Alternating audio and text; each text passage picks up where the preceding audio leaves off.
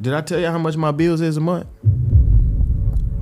Nigga, my bills high as shit. Like, nigga, if I don't work, I'm gonna go broke ASAP. Like, nigga, I have to work. I don't have a choice. You feel me? Like, it ain't about me trying to just pocket some money, nigga. I have to work, bro. Like, nigga, I have multiple homes, multiple cars. I have family. I have a child. Like, nigga, I spend a lot of money. And when you spend money, you gotta make money. That's just how the fuck it go. You feel me? So I think niggas is just confused because of how successful my shit going. But nah, you just don't work as hard as me. That's plain and simple. DDG didn't become wealthy because he got lucky on YouTube. He got wealthy because he understood something most people miss. Attention is an asset, and if you can generate it consistently, you can turn it into leverage, ownership, and cash flow. In this Built in Black documentary, we're breaking down the real DDG wealth blueprint. How a kid from Pontiac, Michigan turned vlogs into a multi-million-dollar empire, why his biggest YouTube month reportedly hit $300,000 to $400,000, and why DDG himself says his net worth is more than the $8 million people keep putting on Google. This isn't just a rapper story, it's a creator economy case study. I ain't gonna lie, bro, I make a lot of money. And I'm not saying that to flex at all. But I asked myself, genuinely asked myself, I'm like, what the fuck are you making money for? And I couldn't answer it. You feel me? I think, bro, I just want to give my money away. I ain't gonna lie, like, I think I just like to give, bro. I get so much joy out of buying other people's shit than buying myself shit. Like, I got every car I ever wanted. I sleep wherever the fuck. I got 3 different places I can sleep at. I can fly wherever I want, vacation wherever I want, do whatever the fuck I want in life right now. Pay all my bills, everything good. I don't get no side, like, me making a lot of money does nothing for me. It's like, I think, bro, I'm put on this earth to give back. You know? Somebody said give 100K, slow down now. I'm still cheap, okay? DDG's origin story matters because he didn't start inside the music industry. He started outside of it, in the internet trenches, where the gatekeepers don't hand you a deal. The algorithm doesn't care about your connections, and consistency is the only currency that spends. Born Daryl Dwayne Granberry Jr. in 1997, DDG grew up in Pontiac, Michigan, a city that isn't exactly known for handing out shortcuts. He wasn't raised around Hollywood money or industry access. His advantage was hunger and pace. While other people were trying to look cool online, DDG treated YouTube like a job, showing up daily, experimenting, and studying what worked. And that mindset is the first key to his wealth. He didn't treat content like art. He treated content like business. I'm actually broke. I don't have no money. I'm insecure. That's why I continue to talk about money. That's the only reason I talk about money. And I apologize, y'all. I'm actually broke, okay? And I know a lot of people have been saying, oh, DDG, you keep saying this, blah, blah, blah, God gonna humble you. Well, I want y'all to know I've been humbled for like the last 5 months. I have no money. I literally just been sitting here and talking about money because I want y'all to believe in me and get inspired by me. But in reality, y'all, my bill's way too high. I can't afford to pay for no cars that I have. I can't afford to pay for the cribs I have. That's why I sold my cars. That's why y'all only see me rock this bracelet, because I don't have money to wear a watch. Y'all see me not rocking diamonds no more. I had to sell everything. I'm broke, y'all. I'm sorry.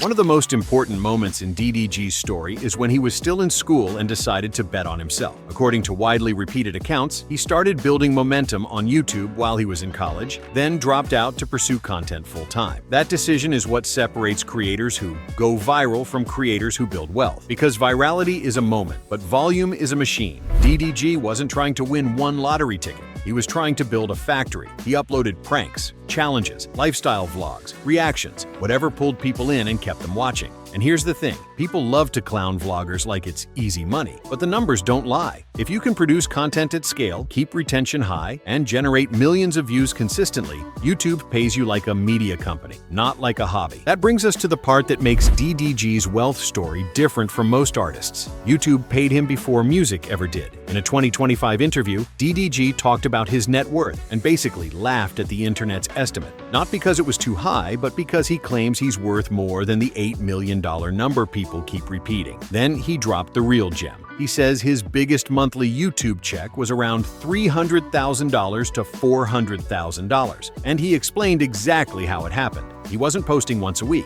He said he was grinding, not missing days, posting 3 videos a day, even 7 videos in a single day at times. That sounds insane to regular people, but that's exactly why it works. He understood the game early. On YouTube, output increases your surface area for discovery. More uploads means more chances to hit suggested videos, more chances to rank, more chances to go viral. And when you combine that volume with personality, a fan base, and momentum, you're basically printing attention. Now let's talk about why that $300,000 to $400,000 month is such a big deal. That's not just good YouTube money, that's executive money. That's the kind of month that changes your entire strategy because it tells you the platform is not just promotion, it's the product. YouTube becomes the engine that funds everything else. Better production, better lifestyle content, bigger collaborations, better branding, and eventually a transition into music without begging labels to take a chance. This is where DDG starts playing chess. Most rappers get a deal and then try to build a fan base. DDG built a fan base and then used it to make the industry deal with him. That's leverage, and leverage is where wealth comes from. From there, DDG's music career didn't replace YouTube. It stacked on top of it. That's another key detail people miss. DDG didn't abandon the platform that made him rich. He used it as a funnel.